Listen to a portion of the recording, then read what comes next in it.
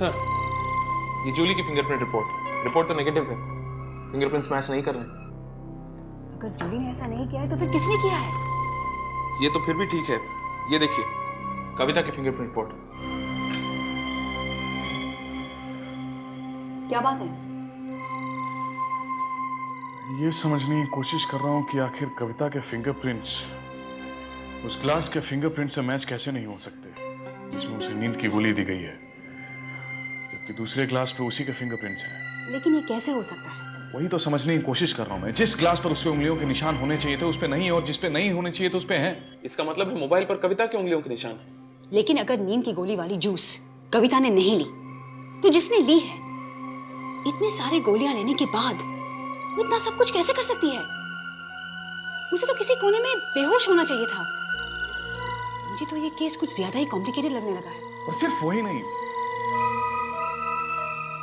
मान लो कातिल ने ये कोशिश की हो कि उसके फिंगरप्रिंट्स ग्लासेस पे नहीं आए, तो उसने क्या किया होगा? हाँ, उसने ग्लव्स पहना होगा। लेकिन क्या ग्लव्स को देखकर कविता चौंकी नहीं? या तो फिर वो इंसान ऐसा होगा जो हमेशा ग्लव्स पहनता होगा और ये बात कविता जानती हो। नहीं, लेकिन ऐसा कौन आदमी होगा? नहीं there something more to this. हाँ, सपोज अगर उसने अपने उंगलियों के निशान मिटा दिए होंगे तो फिर कविता के निशान कैसे नहीं मिटे? So strange. मुझे लगता है हमें रणवीर को इंटरोगेट कर लेना चाहिए। नहीं, होल्ड इट विजय। हम इस केस को शुरू से एनालाइज करने की कोशिश करते हैं। कोई किसी का खून क्यों करता है? कई वजह हो सकते हैं। जैसे कोई प्रॉपर्टी का मामला हो, या फिर कोई प्यार इश्क की बात हो, या कोई पुरानी दुश्मनी। बहुत सारे कारण हो सकते। क्या कहा तुमने? बहुत सारे कारण हो सकते। नहीं, वो पुरानी दुश्मनी वाली बात। कविता की किसके साथ पुरानी दुश्मनी हो सकती है? हाँ, लेकिन ये एंगल तो हम पहले ही देख चुके हैं। रणवीर और जूली ने ही प्लान बनाया था कविता को मारने का। लेकिन वो लोग सिर्फ प्लान ही बनाते रह गए और बीच में कोई आया, कविता को मारकर चला गया। लेकिन उसे अगर कविता को मारना था तो उसे जलाकर ही क्यों मारा? इसलिए क्योंकि उसे मालूम था कि कविता की अपने ससुराल वालों के साथ नहीं जमती है। इसलिए उसने ऐसा प्लान बनाया कि खून वो करेगा और शक जाएगा सीधा ससुराल वालों पे और वो सांप बच जाएगा। वो कौन हो सकता है? ऑब्वियसली कोई ऐसा आदमी जिसको कविता की मौत से फायदा हो। उसका कोई दुश्मन। लेकिन ये दुश्मन है कौन? वही तो पता लगाना है हमें। हमें उसके घर चलना पड़ेगा। Let's go.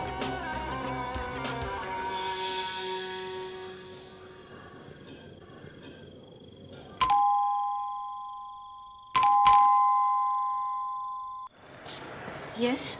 मम्मी डैडी घर पे हैं? जी नहीं, वो लोग तो बाहर गए हैं। कुछ काम? नो, आओ मेरे साथ। Let's talk. प्रिया, तुम पढ़ती हो ना? किस कॉलेज में? JK college of commerce. किस ईयर में? Second year BCom. Very good. अच्छा प्रिया, क्या तुम्हारी दीदी भी उस कॉलेज में पढ़ती थी? नहीं, दीदी ने तो पैया साइंस कॉलेज से ग्रेजुएशन किया था। अच्छा अच्छा प्रिया, एक बात बताओ, क्या तुम्हारी दीदी ने तुम्हें कभी अपनी दोस्तों के बारे में, अपनी कॉलेज के बारे में तुम्हें कुछ बताया था, या ऐसी कोई घटना जो तुम्हारी दीदी के साथ हुई थी? हाँ, एक लड़का था, दीदी के कॉलेज में ही पढ़ता था। उसने कभी दीदी से बात तो नहीं की थी, पर वो हमेशा उसे देखता रहता था। फिर ब्लैंक कॉल्स भी आने लगे थे, और एक दिन तो उसने दीदी को चिट्ठी भी लिखी थी। क्या लिखा था उस चिट्ठी में? उसने दीदी को धमकी दी थी। उसने लिखा था कि कविता, तुम सिर्फ मेरी हो, तुम किसी और की नहीं हो सकती। दीदी बहुत घबरा गई थी। उन्हें तुरंत ये सारी बात पापा को बता दी, और फिर पापा ने दूसरे ही दिन प्रिंसिपल से मिलकर उस लड़के को कॉलेज से रेस्टिकेट करवा दिया। लड़के का नाम क्या था? विष्णु। विष्णु। तुम्हारी दीदी उसे पसंद नहीं करती थी? नहीं। तुम अपनी दीदी को बहुत मिस करती होगी, है ना? हाँ, अब तो सिर्फ दीदी की तस्वीरें ही रह गई हैं। क्या मैं इन्हें देख सकता हूँ? हाँ। Thank you. ये कौन है तुम्हारी दीदी के साथ? ये महेश है। दीदी की कॉलेज में ही पढ़ता था। क्या तुम कभी उसे मिली हो? 2-3 बार। वो पास ही के हॉस्पिटल में डॉक्टर है। वो 2-3 बार दीदी के दोस्तों के साथ हमारे घर आया हुआ है। और जो ये लॉकेट दीदी ने पहना है ना, वो महेश ने ही उसे दिया है उसके जन्मदिन पर। दीदी मुझसे अक्सर कहा करती थी कि महेश ने ये लॉकेट खास उसके लिए बनवाया था।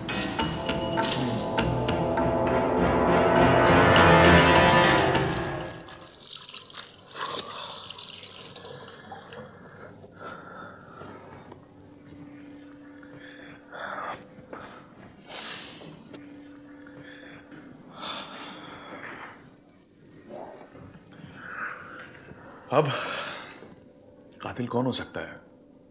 विष्णु, मुझे तो वो साइकोपैथ लगता है और उसके पास मोटिव भी था। कविता की वजह से वो कॉलेज से रेस्टिकेट हुआ। लेकिन वो इतने सालों बाद बदला क्यों लेगा? शायद वो सही मौके के इंतजार में था। तुम्हें क्या लगता है? मुझे तो अब भी जूली और रणवीर पर शक है। विष्णु से ज्यादा स्ट्रॉन्ग मोटिव उन दोनों का ही था। और फिर कविता को मारने के लिए उन दोनों ने पहले से प्लानिंग की थी। तुम रणवीर पे नजर रखो, उसकी हर हरकत पे ध्यान दो। और विष्णु को मैं इंट्रोगेट करता हूँ। नहीं, तुम महेश से बात करो, उस पे नजर रखो। महेश खून क्यों करेगा? उसके पास तो कोई मोटिव नहीं था। वो तो सिर्फ दोस्त था कविता का। नहीं, सिर्फ एक दोस्त नहीं, खास दोस्त। तुम उस पे नजर रखो, हो सकता है उसके थ्रू हमें कुछ ऐसी बातें पता चले कविता के बारे में जो हमें इस केस में बहुत मदद करे। और विष्णु? उससे मैं बात करूंगा।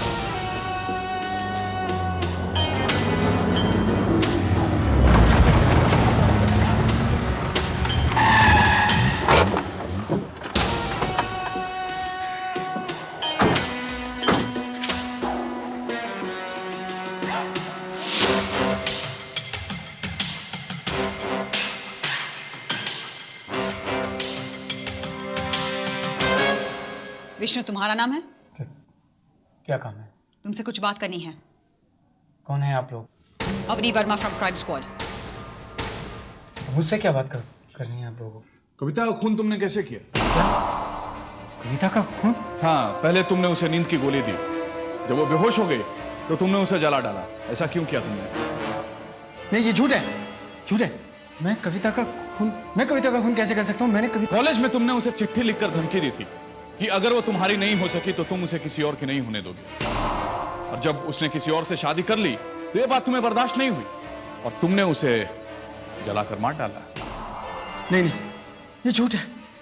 मैं तो जानता भी नहीं कि कविता का खून हो गया। सच, ये सच है कि मैं कविता को बहुत प्यार करता था, लेकिन जब मैंने देखा कि वो मुझे नजरअंदाज करने लगी है तो मुझसे रहा नहीं गया, क्योंकि उसकी दोस्ती दिन पर दिन महेश के साथ बढ़ती जा रही थी। मैंने देखा कि वो मुझसे दूर होती जा रही है और अगर मैंने कुछ नहीं किया तो मैं हमेशा हमेशा के लिए उसको खो दूंगा। मैंने उसका पीछा किया। ऑफिस के रजिस्टर से मैंने उसका फ़ोन नंबर लिया और उसको ब्लैंक कॉल्स करने लगा। मैं चाहता था कि वो मुझे समझे, मेरे प्यार को समझे, मेरी तरफ ध्यान दे, लेकिन उसने मुझे नहीं समझा, ना ही मेरी तरफ ध्यान दिया। मैं कविता का खून कैसे कर सकता हूँ? मैं उससे प्यार करता था।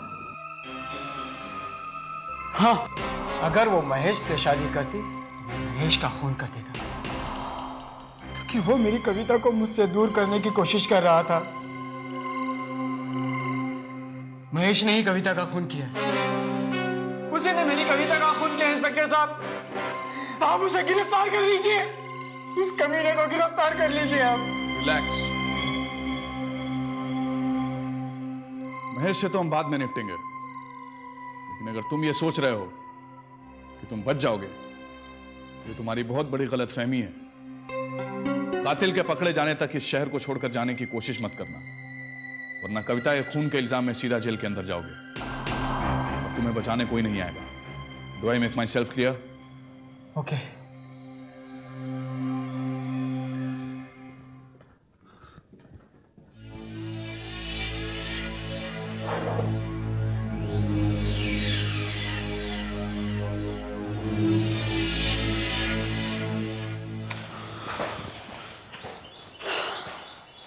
आपको क्या लगता है बातचीत करके तो ऐसा लग रहा है कि उसने अपनी प्रेमिका का खून नहीं किया है। फिर भी ये मुमकिन जरूर है कि अगर उसके रास्ते में कोई आएगा तो वो उसे मार डालेगा। अगर रणवीर या महेश का कत्ल हुआ होता तो हमारे लिए उस पर शक करना बहुत आसान हो जाता, पर यहां तो मामला कुछ और ही कह रहा है। Anyway, let's go.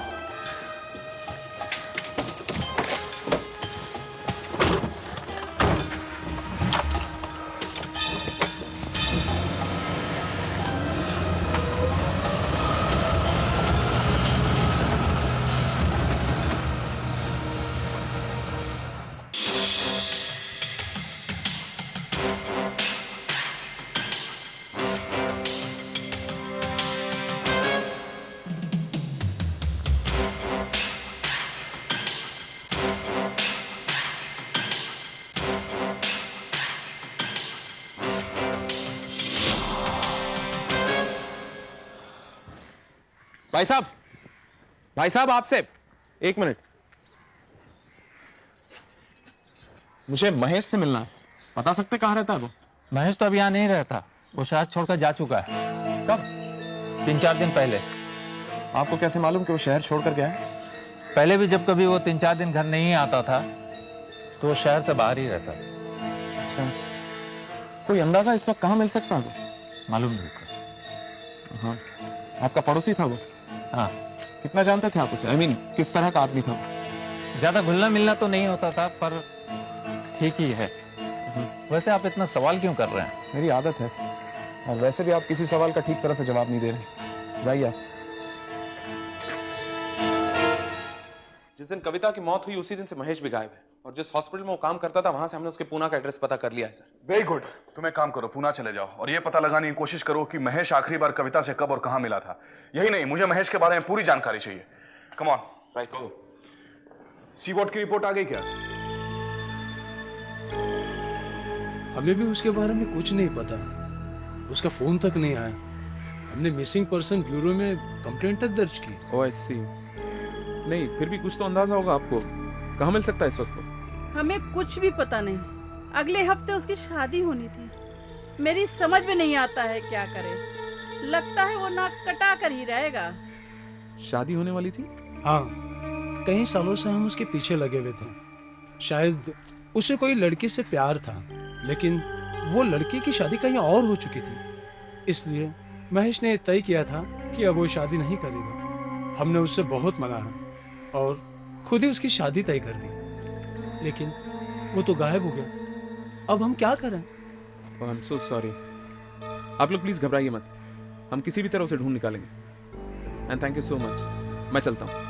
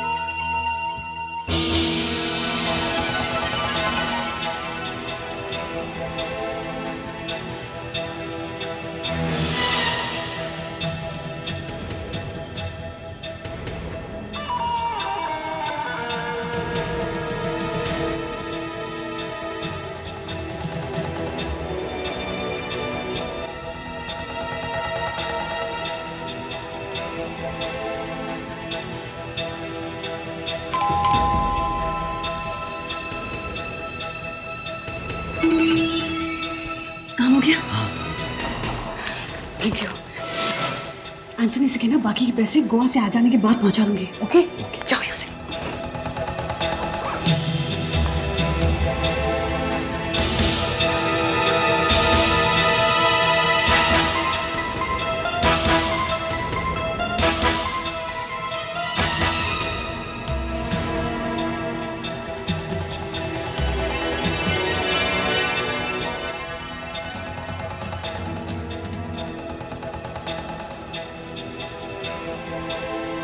आज रणवीर जूली के घर गया था, लेकिन वो उससे मिला नहीं, बाहर से उस पर नजर रख रहा था।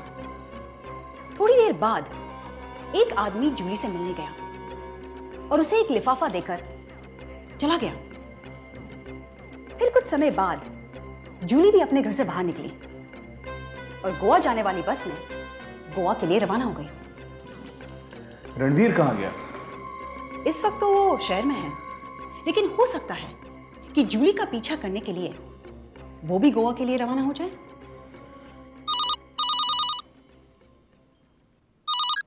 हेलो। हाँ विजय बोलो, मैच के बारे में कुछ पता चला क्या? पूना में भी नहीं है। अच्छा ठीक है, तुम फौरन वापस चले आओ। मैं उसके कुछ फोटोग्राफ सारे पुलिस स्टेशन में फ्लैश करवा देता हूँ, शायद कोई इंफॉर्मेशन मिल जाए। Okay bye.